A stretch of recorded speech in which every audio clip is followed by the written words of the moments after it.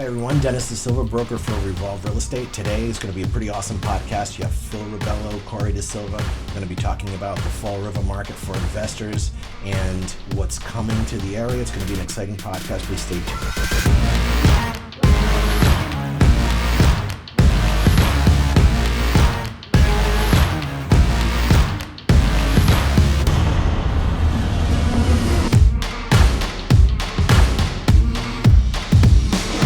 Hey guys, how's it going? It's Cory Dasilva here with Revolv Real Estate. Phil Rebello. And today we're going to talk about real estate investing on the South Coast and the different types of markets and what we're experiencing as agents on the South Coast. Today we're going to hop in, talk a little bit about real estate investing. It was your idea. You're like, hey Cory, I want to sit down and talk about it. So we can go from there. I have a little bit of experience in it. I've kind of grown up more on the rental sides of things though. I've done a lot with the rental markets. I was involved in kind of like a single family rehab recently. So I have a little bit there. As far as your end, what have you done kind of rental-wise, types of clients you've worked with in that type of investment field? You know, clients I've picked up over the years, investors, honestly, one of my favorite things to do. I mean, really what it comes down to, love selling single-family residential. It's great, but there's something about multifamily, properties in the South Coast right now. There's a lot of buzz. Why do you think investors you personally like to deal with or that industry kind of interests you a little bit? Well, really what it comes down to is it's something that, interests me, and it feels good to help, folks become successful, really. I'm telling you, I do like to, have clients of mine going down a path to success. I mean, there's nothing better than building your assets. Yeah, it's good having that residual income. Yeah, that's good. I personally like investors because they're more focused. Mm-hmm. They kind of go in, they know what they want. And it's, like I said, it's nothing against the single family because obviously those are big investments. You know what I mean? Buying a house is one of the biggest things in your life. So obviously they're going to be picky with little things, but investors seem to have a clearer focus. And it makes our jobs easier. It does because we know what they're looking for. If the numbers make sense, the house makes sense. And that's kind of a lot of things that they base that off of. And that, to me, that's kind of how I like to see things. I like to be able to look on what's on the market and be like, okay, so this is going at this much, this is going at this much, you get this much in rents, then the numbers make sense. That's how we like to push things here. You mentioned multifamilies. What are you seeing in the multifamily market right now? Well, it's super hot. I mean, I just listed, beautiful property in Fall River, great area. I mean, the heat, the action, everything has just been what type of budget were you getting on that? I mean, I put it on Zillow as it coming soon, and I immediately got action on it and pretty much put it under agreement off of that. I mean, one group showing, first day listed on the MLS, offers and good. Solid offers, strong offers, and the buzz has continued, and it's just nonstop, really. And what have you been seeing in price ranges now for multifamilies? Well, I mean, it's going up. They're going up. Like personally, from what I've been seeing is I know I've put this year alone three multifamilies under agreement. Right. Minimums of 330s, upwards of 450s. Right. You know what I mean? There's constant range, and people are like, how is this happening? Because I know I talk back to like my parents and just other people who've kind of been investing. They're like, this is crazy. Yeah. Like we've been buying multifamilies at 190, 140, 250, and top of the top. Right. The market's just not like that anymore, and it's tough for people to grasp that. Some of the older type of investors aren't used to this market shift because they're like, we've seen this before. Do you think we're going to see some type of crash, or do you think where the market's going to be? There's a good feel right now as far as the economy goes, and I'm not going to get into politics in this podcast. No. We're not in the situation we were, in the 2000s, let's say, with 0% financing. Yeah. Across the board, anybody can walk into any mortgage company, get a loan. And that's kind of my biggest rebuttal to people when they say that. And I say, listen, you're right. But when that happened, things have been put in place to stop that from happening again. Right. And people on the outside don't understand kind of the regulations that we see and with the buyers, how strict the loan process is going, the vetting process.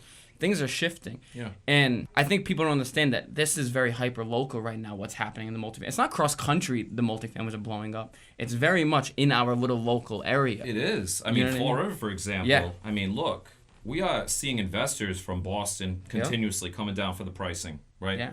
We have some of the lowest pricing here in the South Coast. Fall River, New Bedford. Rents are on the rise. Everything's going up. 2 of the last 3 were all out of towns. 2 of them were from Dorchester. They came down like, listen, this is $600,000 up in Dorchester. They're like, I'll take maybe even $1 million. There's bigger buzz than people even realize. I mean, we have investors coming from California. I mean, this is no joke. This isn't some exaggerated, sales ploy. I mean, there's a website I follow too, Bigger Pockets. I don't know if you ever looked into that, but anybody that's interested in real estate investing, Bigger Pockets is a good, resource for information. And I actually flagged Fall River as, something that I get alerted on when people start commenting or talking about, real estate investing in Fall River. And you even have people coming from California, believe it or not. Yeah. Okay. Crazy for people to grasp that concept. The numbers are making sense. What you're getting in rentals and what you're paying for the house, you're getting that 5%, and that's what that 5% number. I know a lot of investors look. I like to stay more comfortably towards the 10, but it's more than your money was making sitting in the bank. So these people with the few $100,000 sitting there, they're like, listen, let's put it in, make the return. Yeah, it's a little bit of legwork being a landlord, but there's different avenues around this. Some people use property managers, some people don't. But at the end of the day, if the numbers are making sense, and that's the biggest things I like when I have my investors, we kind of walk through a spreadsheet.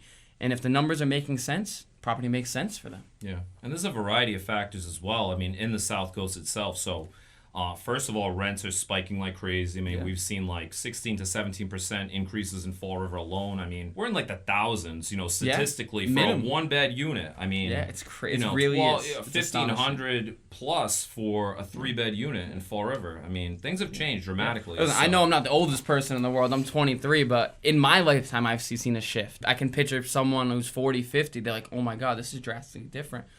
But the way Fall River's moving in the surrounding areas, it's in that upward climb. And not only that, I mean, there's some speculation here. I mean, again, we don't have a crystal ball. Yeah. We don't know what's going to happen, but, with the train, coming down to the South Coast. That's the trigger word right there. This is, train. A real thing. And we're reaching milestones politically that we've never, reached with actually having the train come down to Fall River and New Bedford. So you talk to the, old timers, whatever, and they'll say, oh, we've been hearing this for 20 years that the train's coming. We've been hearing this. Oh, I'll believe it when I see it. But I'm optimistic that this is really going to happen. I mean, really going to play out the way that, it's being described. And, with that happening, I mean, look at Taunton. Look at Brockton. Taunton doesn't even have a station. Brockton has a station. Yeah. You try to touch a 3 or 4 family in Brockton right now, it's outrageous. You're in the 450s, if not more. They're going 4 to 550. Right now, we're still in the 350 to 4s, maybe low 3s if you're lucky. Right. But we're right around there. They're a whole $100,000 higher. Right. So I'm not giving investing advice at all. Disclaimer, Yeah. But if you have thoughts, of investing in real estate in the South Coast, I mean, it's a place to be. Feels like there's really no better time. And another good example is you can kind of look on the commercial side. There's more commercial businesses coming here. There's more restaurants coming. There's more bars coming. There's more nightlife, the scene. Those are the things that start to happen because it's generating a buzz around this local area. Right. Because if you look back, and like I said, my parents, if you're 40, 50, that wasn't around, or those things were coming and they weren't surviving. There was no longevity. Right. Now these places are starting to last and have a lasting impact on the community because there's more people and there's more wealth coming to the city. Yeah. You know what I mean? There's these people, they have a little bit of money. They like to go out on the weekends. They like to spend a little bit. That wealth is coming. And overall, it's the market that's changing. There is a shifting market. It's a good time to invest. If you have the money, you can get the rents, and it makes sense. Absolutely. I mean, we're here in Somerset, and we're mainly dealing with residential homes here in Somerset. I mean, multifamilies are few and far between. But I think that'll have an effect on Somerset too. Right now, I think it's just Fall River, the multifamilies, because that's a popping market. Yeah. But because those people haven't rented out and wanted to buy, I think once those people move in, they'll kind of form a ground, and then they'll start to come up to the outskirt communities, and then that's when Somerset will see the boost. Right. It's happening. It's all around. Well, I mean, no sugarcoating it. I'm born and raised in Fall River, so I'm very familiar with the market out there, very familiar with the areas. And like I said before, like I touched on, I mean, we have Boston investors. I mean, they'll reach out to me, and I'm giving tours around the city. You know, follow me, or we hop in the same car, and I'm saying they want to know what's going on. This is this area, this is that area, But even some parts, like I said, people who have grown up in the city, they go, oh, stay away from that area. Well, guess what? That area is changing because they can't afford to live there anymore. Well, there's gentrification everywhere. It's happening. So. Money is coming in, and wealth is coming to the city overall. And the city is just getting a boost economically in general. Yeah, I mean, there's a lot of buzz in Fall River in general. Yeah. I mean, there's a lot happening. So it's a good feel. I mean, I feel really good about what's happening in Fall River. And let's just roll forward and ride the wave. I mean, exactly. It's really, let's ride the wave. How it feels. Second thing I wanted to touch on, though, we're talking investors, people with cash a lot of the times, or I know that's some of the clients I deal with, or like a real business approach. But The other thing, to consider as, let's say, a first-time home buyer, a lot of folks want to buy a single family and live that life and, do that thing, and that's fine. We're here to help in that angle. But, with clients, I mean, if there's ever any interest in a multifamily purchase, from the get-go as a first-time home buyer, I mean, we have great opportunity out there with lending programs. I mean, there are a lot of good programs. Occupy the property, and your rents are being paid for. Exactly. Have the 2 up floors, pay your mortgage, or pay half your mortgage, or pay most of your mortgage. That's it. It takes the burden off of you. I know a lot of people don't look at it like, oh, I want to live in a single family. Sometimes those can financially stretch your means. You know what I mean? It's a lot of work, too. It is. A single family is just as much work as a multifamily. Look, I did it backwards. I mean, I bought a big house and, been down that road, basically. Yeah, everyone wants the white picket fence, but sometimes it's not always the right option. If I could do it a little different, no regrets, but, if I could have done it a little differently, maybe at an earlier stage, I mean, personally, I would have, started building that asset column. It's kind of a no-brainer, too. When you have the opportunity to finance at 3.5% down versus 25%, so let's make that clear, to first-time home buyers. I mean, that's a drastic number. If you're coming in as a first-time home buyer and you have that eligibility, 3.5% is... Use it. Significant difference. Instead of putting put the least money down that you can, because once you lose those benefits, you're looking at 25% every time. So